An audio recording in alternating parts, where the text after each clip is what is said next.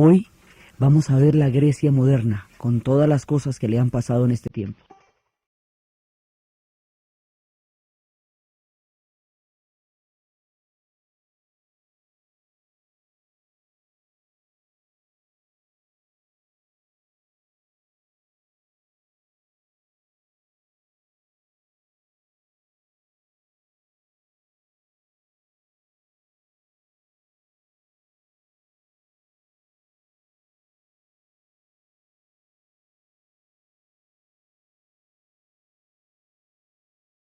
Habíamos visto la vez pasada cómo los griegos empiezan a tener una condición balcánica que los lleva a la Primera Guerra Mundial, cómo el nacionalismo griego va a desatar los nacionalismos del área de los Balcanes y el conjunto de esos nacionalismos, el derrumbe de los imperios, el imperio otomano que estaba en ese momento agónico y el imperio austrohúngaro que van a acabar pues eventualmente después de la Primera Guerra Mundial, van a llevar a esa gigantesca conflagración.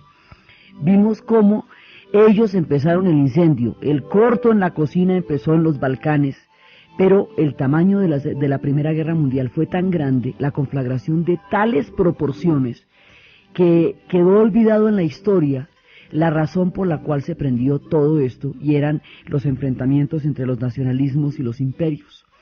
Después de esa gigantesca conflagración, después de todas las situaciones que pasaron, Grecia queda muy inestable, y Grecia queda tratando de resolver sus problemas de nación independiente después de la guerra. Entonces, ¿cuáles son esos problemas? Pues van a tratar de ver a ver si van a hacer una monarquía, si van a hacer una república, si van a hacer una constitución. Entonces, en esa época va a haber una monarquía.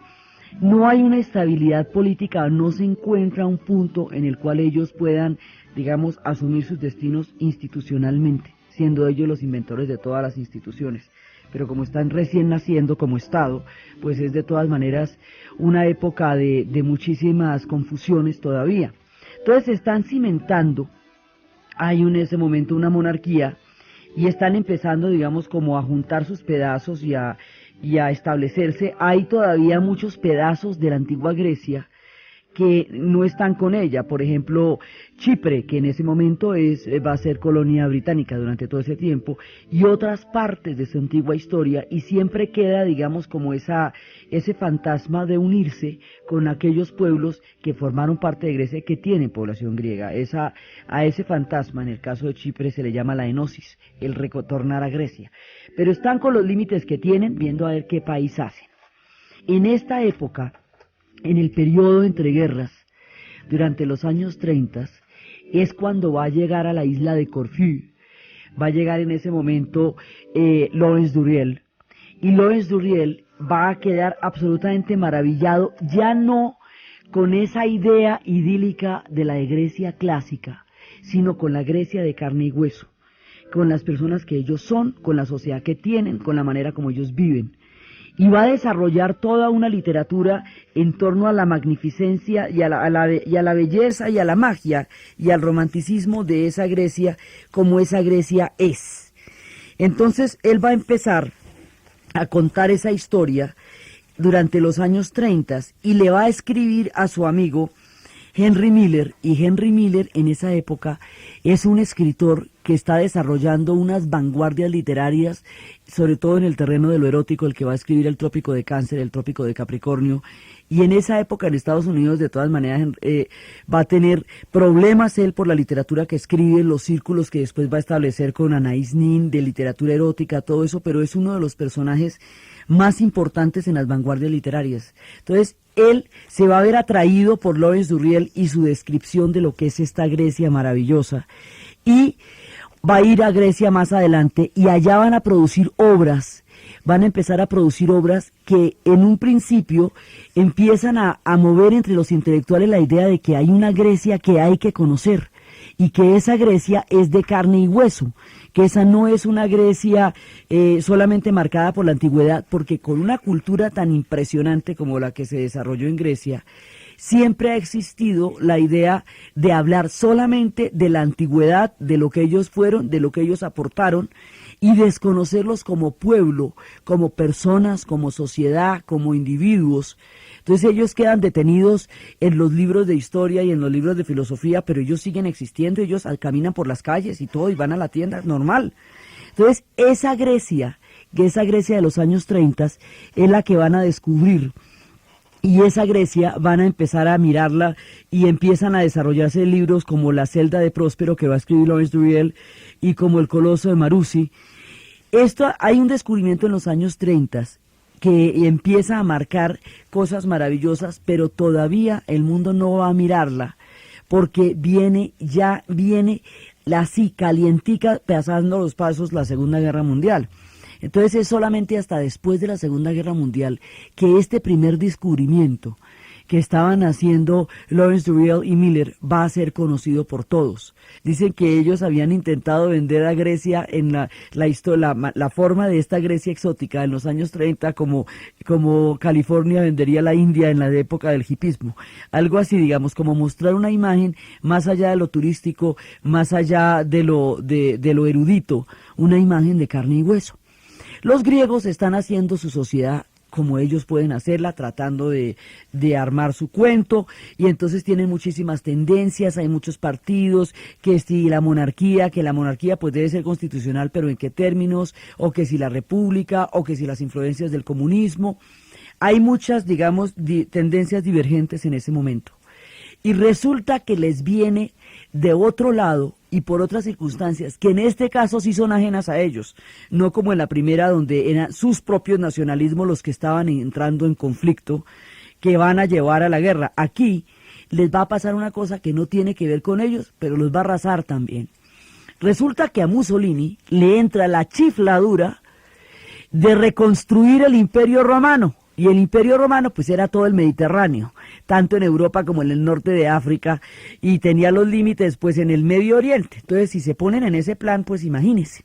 Entonces a este tipo, en la locura y el delirio del fascismo, el fascismo empezó por los territorios de Trieste y Fiume, que fueron territorios que correspondían por cultura a los italianos, pero que quedaron en poder de los austriacos en los repartos del mundo. Entonces se tomaron esos dos territorios, y a partir de esos territorios que se toma Gabriel D'Annunzio, empiezan a hablar de una Italia, a emular la grandeza de Roma y de la Gran Italia y todo eso.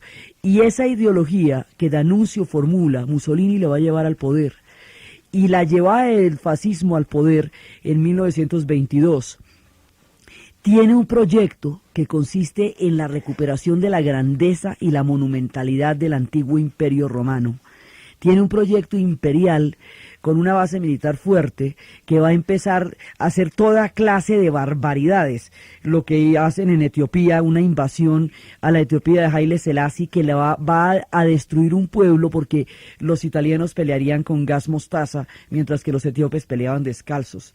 Y su líder, Haile Selassie, va a clamar ante el mundo justicia por semejante arbitrariedad, y nadie lo va a escuchar, y la Sociedad de las Naciones se va a disolver por inoperante, porque no va a poder resolver problemas cuando alguien es atacado de esta manera. Dentro de esa misma línea de lo que significa para ellos retomar todo el Mediterráneo, resulta que en la Yugoslavia hay una parte que se llama la Dalmacia, que ellos consideran parte de Italia, porque bueno, por supuesto todo fue parte de Italia en alguna vez. Entonces los italianos van a invadir, ya entrada la Segunda Guerra Mundial, van a invadir a los griegos. Y detrás de los italianos llegan los alemanes. Los alemanes no tenían ningún interés en particular en los Balcanes. Inclusive la intervención de ellos en los Balcanes los va a retrasar para la campaña en Rusia, que ya la tienen en la vista, y la estaban esperando. Y resulta que ese retraso por haberse metido a los Balcanes va a hacer que cuando lleguen a Rusia estén mucho más cerca del general Invierno, y que empiece todo ese desastre que le pasó al ejército alemán en Rusia. De hecho, no es plan de los nazis meterse en Grecia, pero como son aliados de los italianos, y los italianos sí quieren meterse en Grecia para recuperar, pues si se van a poner en el plan del Imperio Romano, pues Grecia fue provincia del Imperio Romano. Entonces, pues, puestos en estas, entran allá los italianos, y detrás de los italianos van a entrar los nazis, entra el fascismo allá, y la guerra arranca a destruir a los griegos. Y en ese momento, cuando entran allá, había una ciudad que era Salónica. Esa ciudad había sido famosa no solamente por todo su gran bagaje histórico en la antigüedad, sino porque esa ciudad había acreditado, recogido y acogido a los judíos sefarditas cuando fueron expulsados por los españoles durante el proceso de la unificación de España, cuando la expulsión de los moros y de los judíos. Estos sefarditas recibieron apoyo en Tesalónica, se le llama Salónica o Tesalónica, y allá, en esa ciudad, que en el momento en que ellos recibieron el apoyo era parte del imperio turco otomano, los turcos otomanos les dieron el apoyo, porque además la pelea de ellos era contra España. Entonces cuando salen los judíos sefarditas, pues los turcos otomanos les van a dar el apoyo porque son expulsados de España, y allá van a tener una riqueza y un desarrollo intelectual, histórico, cultural muy importante. Y esa ciudad va a tener un componente judío sefardita, como va a tener los componentes griegos, como va a tener todos los demás componentes de esa multiplicidad de culturas que esa ciudad tiene. Y resulta que cuando llegan los nazis, pues se llevan a todo este montón de gente y la desplazan y la llevan a los campos de concentración y la exterminan, y se borra la huella judía en Salónica, que es una huella importantísima dentro del desarrollo de esta maravillosa y prodigiosa ciudad. Entonces, un montón de gente empieza a ser, en un momento pues perseguida, viene la guerra, viene todo lo que puede pasarles a ellos, invadidos en ese momento por los nazis y por los fascistas italianos. Y aquí se desarrollan una serie de resistencias balcánicas que se estaban dando en Yugoslavia, que se estaban dando en Albania, que son guerrillas de diferentes tendencias políticas. Entonces hay una guerrilla comunista que es la que está armando Tito, que son las guerrillas partisanas. Y esas guerrillas partisanas están apoyando en Grecia la insurrección contra la invasión nazi y contra la invasión italiana. Entonces están por un lado, y por el otro lado hay otro tipo de guerrillas como los chetniques en Yugoslavia, que no son comunistas, pero que también están en contra de los nazis y de los fascistas. Entonces aquí se empieza a armar esa estructura balcánica de guerrillas para repeler la dominación. Y en Grecia esto va a tener una gran incidencia, porque le va a dar al Partido Comunista una fuerza importante dentro de la población, y eso nos alista para más cosas que veremos después.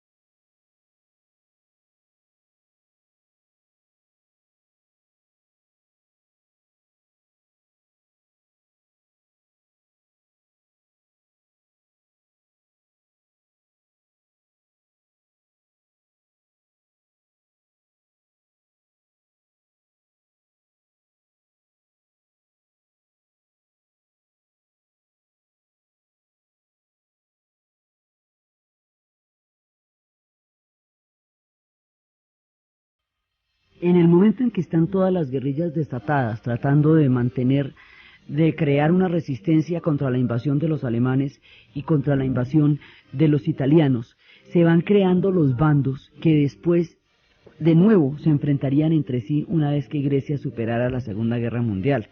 Es decir, Grecia va a salir de una Segunda Guerra Mundial a una guerra civil, y que va a ser más devastadora todavía que la Segunda Guerra Mundial, teniendo en cuenta que la Segunda Guerra Mundial mató el 8% de su población. Entonces, tiempos rudos van a venir en este momento para Grecia, y la guerra como tal va a tener todos los matices, desde el horror hasta el absurdo que un conflicto tiene.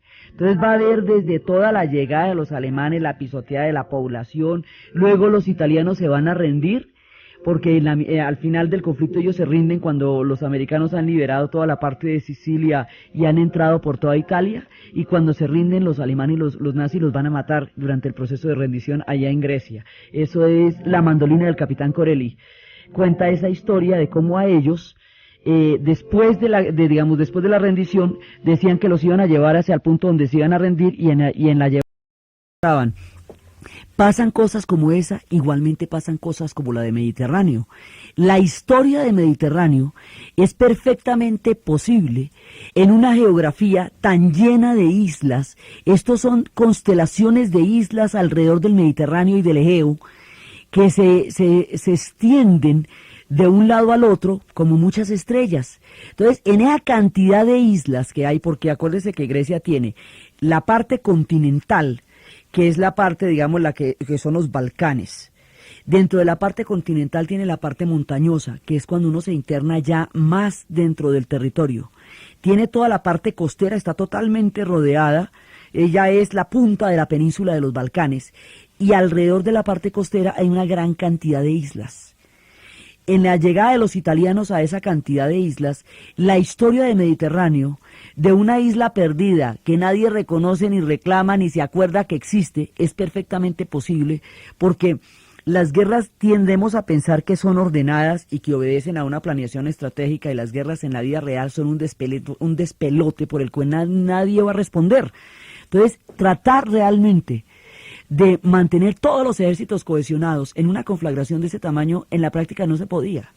Así que esa historia de estos soldados que llegan fatigados de la guerra a una isla y que la población primero se esconde y luego va a aparecer y finalmente van a entrar en contacto con una población que no quiere la guerra, ellos se van a ver apartados del conflicto, se van a quedar allá, se van a enamorar de la isla, de la gente de la isla, van a reconstruir la iglesia, esa historia de fraternidad de Mediterráneo, con todo lo loca que es, que duran allá como 3 años, después se enteran que eso, mejor dicho, hasta Italia va perdiendo la guerra cuando empezó ganándola, es perfectamente posible porque aquí habían muchas cosas, digamos, que no se podían controlar, eran proporciones gigantescas de operaciones militares. Entonces esa es una versión muy bonita y muy dulce de una cosa que también puede pasar en una guerra, que es que la gente se pierda y quede completamente marginada del conflicto. Pero aparte de la dulzura de una película tan hermosa como Mediterráneo, que transmite esa cantidad de esperanza en que en medio de los conflictos más terribles haya quienes tengan tiempo y quieran amar, lo que le está pasando a Grecia es grave. Grecia va a quedar pues destruida por la guerra como todos los demás países de Europa, pero en el momento en que se está estableciendo la conferencia de Yalta, ahí va a haber un orden mundial que va a recaer directamente sobre Grecia. Grecia va a ser el objetivo, en este caso, de ese nuevo orden mundial. El nuevo orden mundial es la Guerra Fría, y ahí se van a repartir el mundo así como un ponqué. Y como un ponqué es de lo siguiente, esto es a lo vulgar, estando sentados en la mesa de negociación en Yalta, se intercambian una servilleta Churchill y Stalin, y en la servilletica dice lo siguiente: ¿cómo le parece si nos repartimos a Polonia y a Grecia 90-10 para usted y 90-10 para mí? ¿Cómo la ve? Es decir, Polonia le quedaría el 90% a los soviéticos, a Stalin, y el 10% a los británicos, y Grecia le quedaría el 90% a los británicos y el 10% a Stalin, ¿sí? Aquí están planeando el reparto de la Europa en los términos milimétricos de la servilleta. Y dice, vale, va para esa. Ya en la siguiente conferencia, la de Potsdam, ya no va a estar Churchill, ya no es, digamos, un reparto así como con pinchero, sino ya es un reparto mucho más rudo, ya en tiempos de Truman y en tiempos de Adler, va a ser mucho más fuerte, pero el asunto es que hay una cosa en la que no hay ningún tipo de discusión. Grecia va a quedar en manos de los aliados, en manos de los occidentales, lo que significa que en Grecia no puede prosperar ningún tipo de régimen comunista, porque para eso le han entregado a Stalin la Europa oriental. Digamos, tácitamente se la han entregado, él esa entrega la va a hacer explícita, invadiendo cada uno de los países europeos de Oriente, sustituyendo los gobiernos que tenían por gobiernos comunistas de partido único. En el 48 va a hacer todo eso. Entonces, a partir de Yalta y de Potsdam, queda decidido el destino de Grecia, sin comerlo ni beberlo, porque a los griegos no les está preguntando nadie qué quieren. Ellos quedan repartidos como queda repartida Europa, pero a diferencia de los demás pueblos de los Balcanes, que tienen un juego ahí, digamos, de no claridad, porque es que hay cosas que quedaron muy claras y hay otras que no. Clarísimo quedó que la Europa occidental pertenece a los aliados y en ese sentido Grecia es parte de la Europa occidental. Y clarísimo quedó que la Europa oriental le pertenece a Stalin, porque se repartieron el mundo entre los Estados Unidos, Inglaterra y Francia como aliados y la Unión Soviética. Y esa repartición va a determinar el curso del siglo XX durante los siguientes 50 años. Entonces Grecia quedó ahí repartida como un ponqué. A mí deme la fresita, yo me pido la parte del chocolate, eso. Así quedó Grecia porque las reparticiones siempre son vulgares. Entonces resulta que inmediatamente terminada la Segunda Guerra Mundial, en Grecia va a estallar una guerra civil porque las guerrillas partisanas que han encabezado la resistencia contra los nazis y contra los fascistas, esas guerrillas van a buscar el poder y las otras filas de las otras formas de resistencia también, y los monárquicos también van a buscar el poder. El mismo fenómeno que se presenta en Yugoslavia alrededor de Tito se va a presentar en Grecia, es decir, que una insurrección de guerrillas partisanas comunistas están en condiciones de tomarse el poder porque tienen suficiente apoyo dentro de la población para intentar esto. ¿Sí? En el caso de Yugoslavia, Tito lo logró, se subió al poder y creó la Yugoslavia. En el caso de Grecia no. ¿Por qué Tito sí y Grecia no? Porque la Yugoslavia no estaba explícitamente repartida y la Grecia sí. Entonces, ¿qué quiere decir eso? Que Stalin no va a poder apoyar las guerrillas comunistas en Grecia porque eso va en contra de los acuerdos de Yalta y hasta allá no se puede llegar. Es decir, ellos van a estar solos. Pero no solamente solos, sino que específicamente los aliados se han propuesto que un régimen comunista no puede llegar al poder en Grecia. Así que el apoyo del bando de los monárquicos, de los realistas, va a contar con toda la fuerza militar de los aliados, porque ellos no van a permitir que triunfe el comunismo en Grecia bajo ninguna circunstancia. En ese momento los franceses y los británicos, que son parte de las tropas aliadas que están en Grecia, ya no pueden ni con su alma porque pues la guerra les acaba de pasar por encima. Entonces le dicen a los norteamericanos: miren, nosotros no nos podemos quedar más acá porque ya no damos una, esto ya ha sido muchísimo para nosotros, coja usted el problema. Entonces se lo dan a los norteamericanos y básicamente el apoyo de un bando contra otro durante la guerra civil griega va a correr directamente por manos de los norteamericanos. Y Grecia se convierte en uno de los puntos estratégicos de la Guerra Fría. Precisamente porque es que los Balcanes quedan en un punto tan supremamente neurálgico de la geografía y de la geopolítica que siempre, de una u otra manera, están metidos en todos los diferentes conflictos, lo generen ellos o no. Entonces, en este caso, se va a dar la guerra civil y la guerra civil es tan dura que le va a hacer más daño a Grecia que la mismísima Segunda Guerra Mundial. Los griegos de la guerra civil sí van a salir terriblemente destruidos, dañados, con unos odios espantosos, divididos como sociedad, en condiciones pues muy duras. Y los intelectuales van a contar estas historias, ellos van a tener grandes artistas y grandes escritores.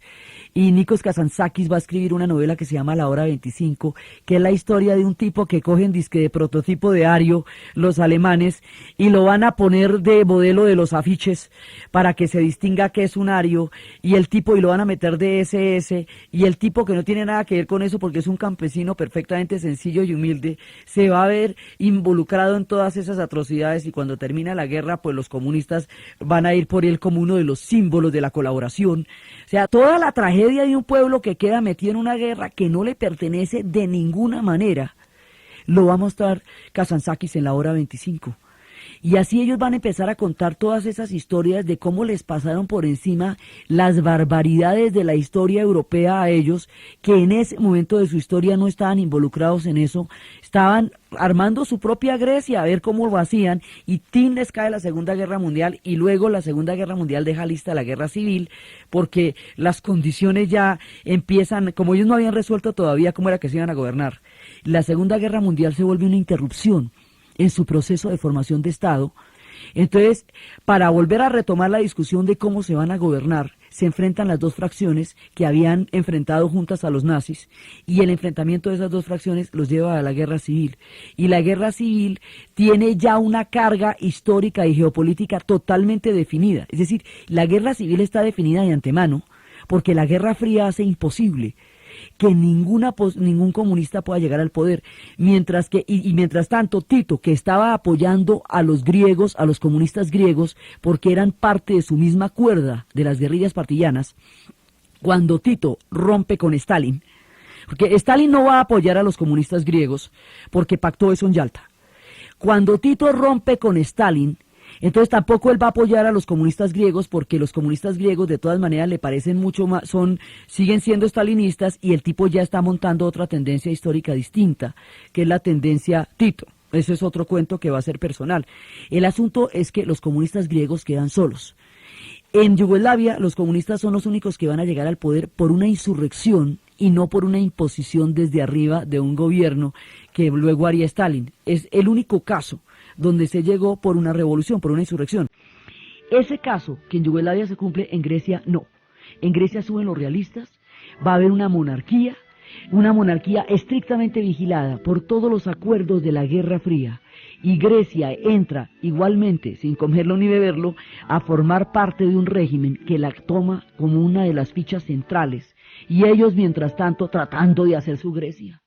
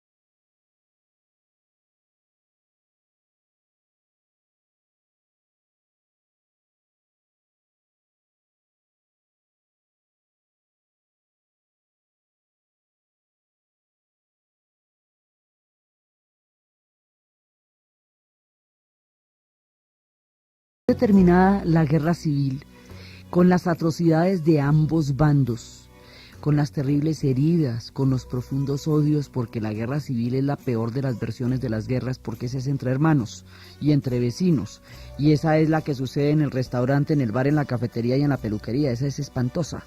Entonces a ellos la Segunda Guerra Mundial y la guerra civil encima, de ahí derechito una detrás de otra. Después de eso hay una monarquía, y otra vez están intentando hacer su Grecia.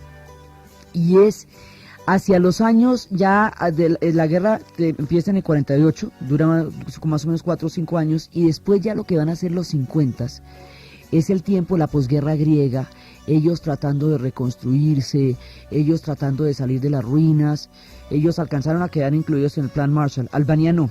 Albania también le pasó la guerra por encima, pero los olvidaron a la hora de la repartición del dinero y tampoco no les dieron nada. Estos iban a quedar dentro del plan Marshall y empiezan a reconstruirse lentamente.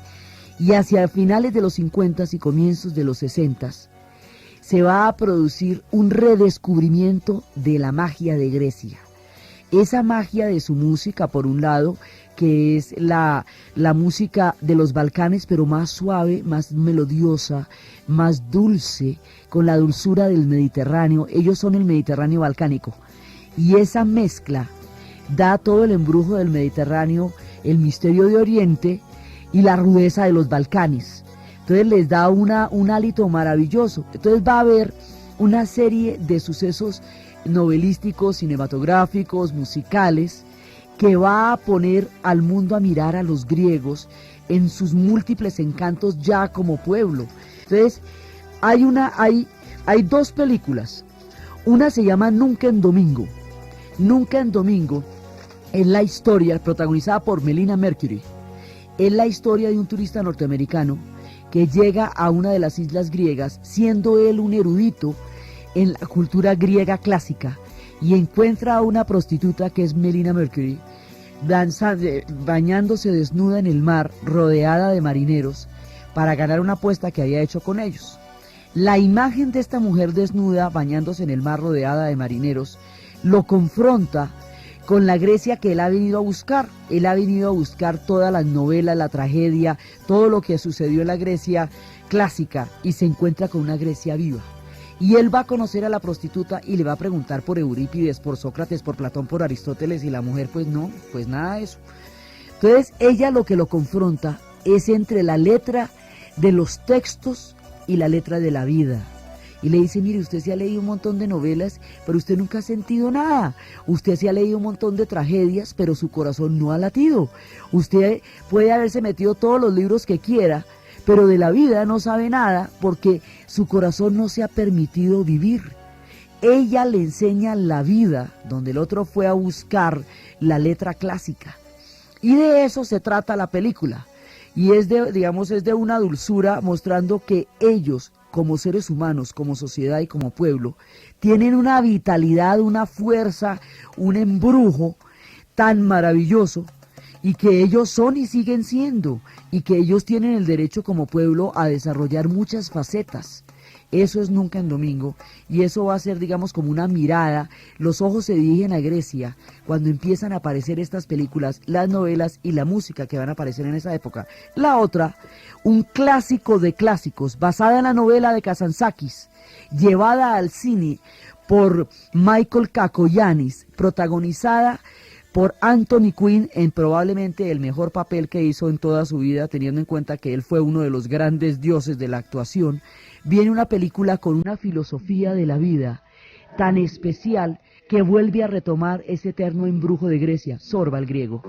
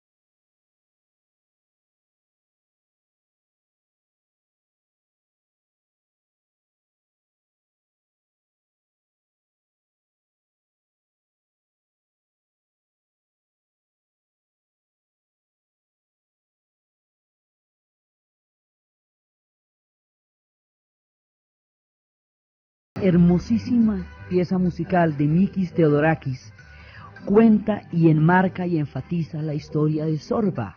Entonces, el cuento es que llega un inglés de origen griego, que lo interpreta Alan Bates, va a llegar a una isla y en esa isla va a conocer a Zorba. El tipo va a proponer un negocio, va a armar todo un cuento, va a armar un negocio, piensa invertir un capital y hacer una fortuna y se encuentra con una isla que tiene una cantidad de matices donde a una viuda la apedreaban y la matan porque había provocado a un joven supuestamente.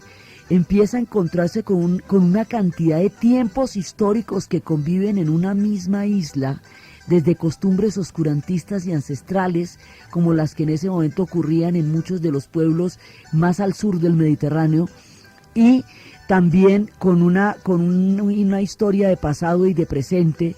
Allá va a encontrar a una mujer que es Irene Papas, otra de las importantísimas figuras de la cultura del teatro y del cine griego, porque ella va a interpretar y va a encarnar muchos de los personajes de la tragedia griega clásica cuando se lleve al cine. Ella va a ser de Clitemnestra en Ifigenia, ella va a ser de Electra, ella va a hacer una cantidad de papeles. Aquí es una viuda de la cual él se enamora y que va a padecer cosas terribles por el amor de él, por el solo goce de una noche de amor con él. Entonces, este personaje se va involucrando con todo lo que va pasando en la isla. Hay una mujer francesa vieja que está agonizando, que se llama la Bubulina, que está en una bañera recordando los 3 capitanes que atravesaron su vida. Y mientras ella agoniza, una cantidad de mujeres entran a su casa y empiezan a devastar todas sus pertenencias como si fueran chulos o sopilotes, y ella mientras tanto se deja resplandecer en la agonía de la ensoñación de lo que fue su vida. Hay una cantidad de escenas como surrealistas de una película en blanco y negro, hecha con un nivel de poesía y de magnificencia que demuestra el alma de tanto del escritor de Kazantzakis como de Kakoyanis en la llevada al cine, y la música de Theodorakis y la actuación de Anthony Quinn. Entonces ahí se juntan un montón de cosas y esto se vuelve una maravilla, una verdadera joya del cine.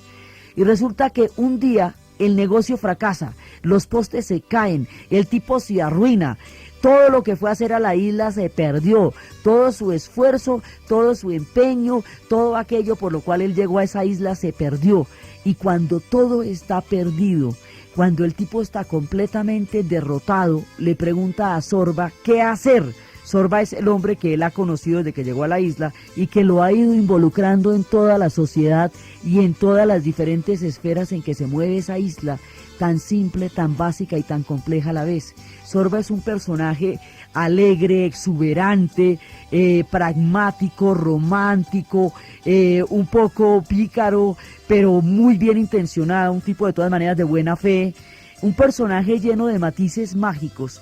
Y cuando él le pregunta a Zorba qué es lo que va a hacer después de que se arruinó y después de que todo su negocio fracasó, Zorba lo enseña a bailar.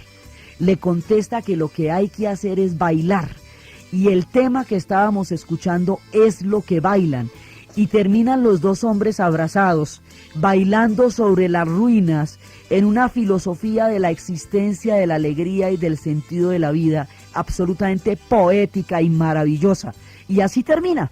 Ellos van bailando la vida, porque la vida en últimas es un baile, lo que le decía Zorba, y van bailando la vida.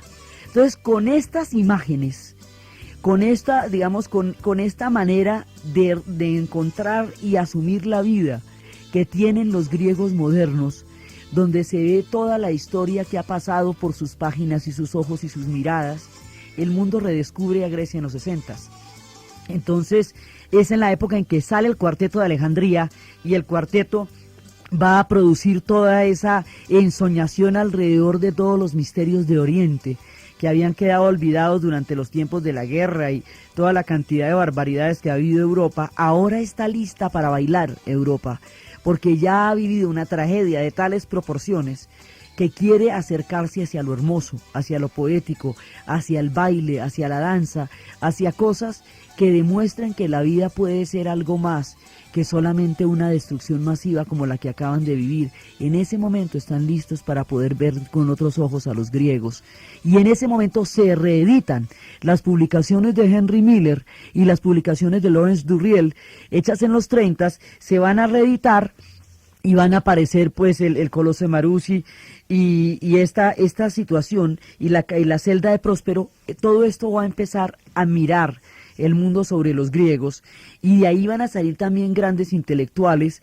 Más adelante van a salir grupos musicales como los hijos de Afrodita, Aphrodite Child, la figura de Irene Papas. Todos estos intelectuales están dando una nueva perspectiva de Grecia y el embrujo que siempre tiene ese pueblo por la mezcla de todas las historias que lo han atravesado.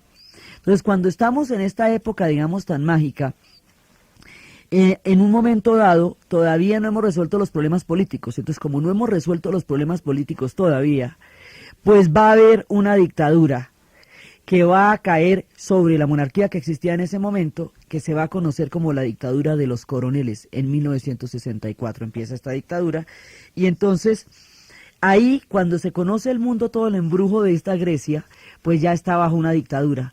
La dictadura de los coroneles va a ser bastante fuerte, porque había un personaje que se llamaba George Papandreou. Papandreou era como un modernizador, era como un personaje que estaba en la jugada de darle a Grecia una modernidad política. A este tipo, si hubiera habido elecciones, las ganaba con toda seguridad.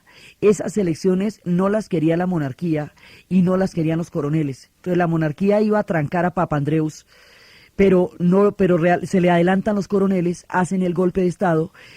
George Papandreou va a morir en prisión domiciliaria, convertido en un símbolo. Su hijo después moldeará la política de los 80, Andreas. Pero George va a morir en la cárcel. En ese momento viene la dictadura, viene la represión sobre muchísimos de estos intelectuales. Inclusive en el 68 estaban, en un momento dado, Irene Papas, la gente de los hijos de Afrodita, Demis Roussos, una cantidad de cantantes. Theodorakis estaban en una presentación en París cuando les llega la noticia de Grecia de que no pueden volver, están exilados. A partir de ese momento la dictadura los ha dejado fuera, y eso también va a hacer que el mundo conozca la suerte de Grecia. Y hay un personaje que nos va a poner de relieve toda esta situación, un cineasta griego, Costa Gavras. Costa Gavras, durante la década de los 60 y los 70, va a ser, digamos, el mayor consolidador del cine político, y va a tomar situaciones críticas para hacerlas conocer dentro del mundo.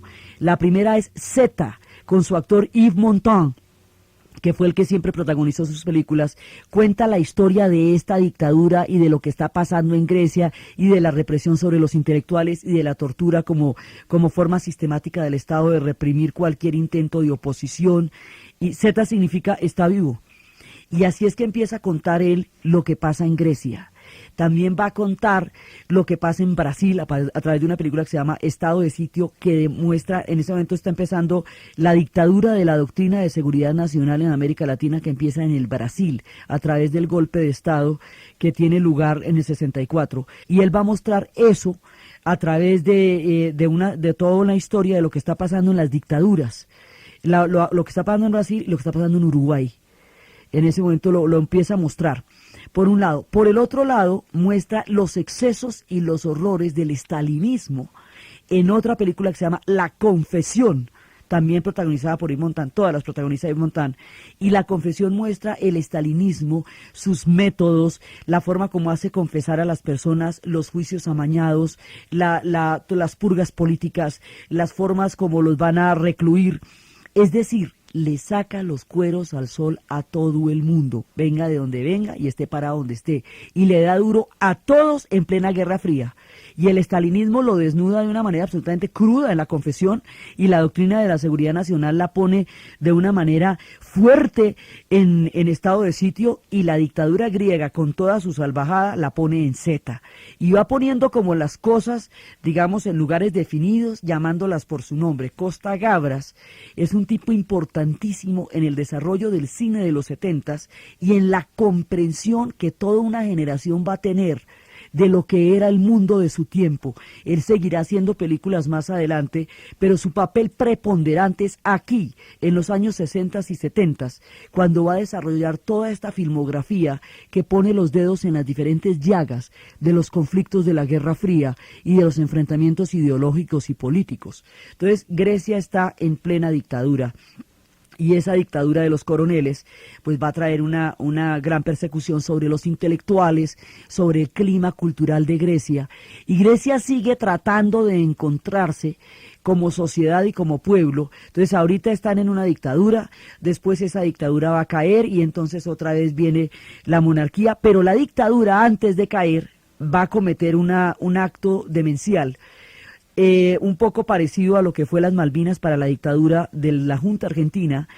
Lo que van a hacer los coroneles es invadir a Chipre. Chipre es una isla griega, básicamente griega, que tiene población turca, porque fue parte del Imperio Otomano, que ha sido colonia británica durante mucho tiempo. Por Chipre ha pasado todo el mundo.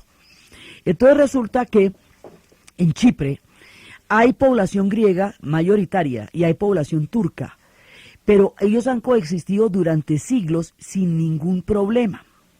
Los coroneles, y como existe esta idea de la enosis, es decir, de unirse a Grecia y formar parte de Grecia, y ellos todavía están en una condición de protectorado que todavía no da, digamos, para una definición de independencia o de que todavía están bajo el mandato británico. Entonces, en ese momento de la crisis, hay lo que hacen es, digamos, están en una situación de interinidad, pero todavía no han definido su situación los chipriotas como, digamos, como nación. En ese momento, los coroneles griegos dirigen una invasión hacia la isla. Al invadir la isla, inmediatamente los turcos van a invadir la otra parte porque consideran que se ven amenazados. Al invadir la otra parte, los turcos van a invadirla de una manera muy ruda, y la represión que van a desatar contra los griegos y el desplazamiento de toda la población griega va a terminar en romper la isla por una línea que los griegos llaman la línea Atila, porque la consideran el regreso de la barbarie, así la llaman los chipriotas, y se conoce internacionalmente como la línea verde, que divide la isla en una parte griega y una parte turca. Ahí dejaron montado un conflicto de grandes proporciones y el personaje que estaba representando la unidad, el nacionalismo y la forma de vida chipriota era el arzobispo Macarios.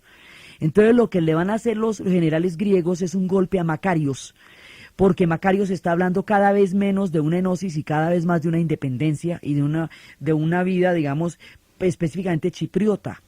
Entonces ellos van a deponer a Macarios, después Macarios va a volver y va a retomar los hilos y finalmente él va a ser el presidente y Chipre se va a independizar, pero se independiza dividido.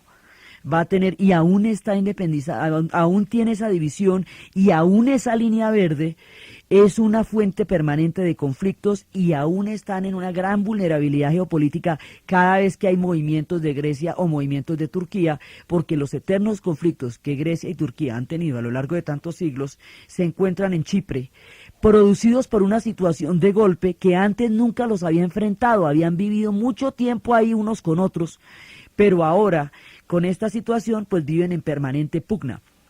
El caso de Chipre va a terminar saliéndole al revés a los coroneles, que en lugar de reencaucharse en su ya muy desprestigiada dictadura a través de la intervención en Chipre a favor de los griegos, lo que van a hacer es poner de manifiesto su incapacidad y generar un problema gravísimo con una cantidad de gente que murió en ese episodio, con gente desaparecida de la cual todavía aún no hay noticia 25 años después de esto, porque fue en el 74.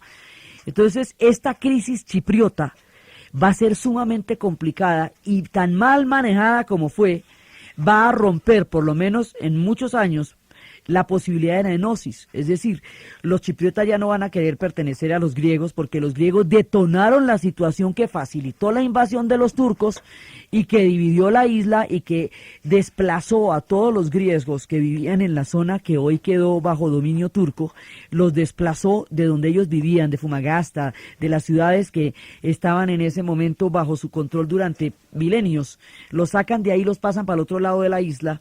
En el otro lado de la isla los tienen confinados y esa situación no se ha arreglado ni se ha suavizado y es permanente fuente de conflicto y en un momento dado los británicos apoyaron a los turcos porque lo que querían los griegos era un proyecto independentista. Entonces las intervenciones de las potencias, digamos, no han ayudado mucho a que la cosa se nos mejore y tampoco nunca se impidió que se hiciera la matazón que se hizo ni las atrocidades que se cometieron contra la población griega. Entonces ahí se generó, digamos, por tapar un hueco, armaron otro. Los coroneles tratando de, digamos, de dorar la píldora o tratando de suavizar o de crear una cortina de humo alrededor de la dictadura que tienen en Grecia, protagonizan esta invasión a Chipre y con eso detonan un problema gigantesco en Chipre que no hace sino poner de manifiesto lo brutal que es la dictadura en Grecia y la intervención tan terrible en Chipre. Y es eso lo que termina con el mando de los coroneles, pero esa dictadura, digamos, tiene una recordación absolutamente infausta en los anales de la modernidad de los griegos, desde sus poetas, intelectuales, músicos, artistas, cineastas, hasta toda la población que vivió esos años de totalitarismo en la cuna de la democracia, porque es que ellos de todas maneras son la cuna de la democracia. Entonces, cuando tienen dictaduras, pues se les nota más que al resto, porque como se inventaron el cuento, entonces allá se ve más feo. Las dictaduras no se ven bien en ninguna parte, pero allá se ven horribles, porque ellos fueron los que se inventaron el concepto de democracia. Entonces, ellos van a seguir adelante. Esta crisis es gravísima y tiene consecuencias que aún se están pagando. Y aquí damos paso otra vez a nuestro problema de si esto va a ser una monarquía o si esto va a ser una república. Aquí damos paso a lo que va a ser la modernidad, a lo que va a ser el cómo ellos van a resolver eso políticamente, cómo van a formar parte ya después de la Unión Europea, porque cuando esta crisis se salen de la OTAN, porque también ellos formaban parte de la OTAN y Turquía también, entonces ahí no se podían los dos juntos. Entonces, la política griega interna, la política griega frente a Europa, la política griega frente a la Guerra Fría, frente a la modernidad, sus personajes del jet set, porque ellos siempre van a tener personajes absolutamente vistosos.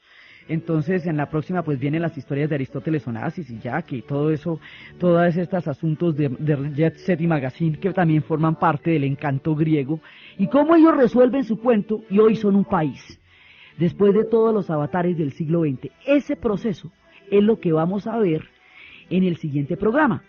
Entonces, desde la magia de Sorba, bailando sobre el fracaso la danza de la renovación de la vida, desde la silvestre sabiduría del sentido común de Melina Mercury en Nunca es Domingo, desde la grandeza de sus novelistas, desde el romanticismo que van a producir ahora como seres de carne y hueso en esas islas donde se conjuga el Mediterráneo, la modernidad, la antigüedad, el misticismo, el misterio de Oriente, con su papel en el siglo XX, en la narración de Ana Uribe, en la asistencia técnica César Moreno, y para ustedes, feliz domingo.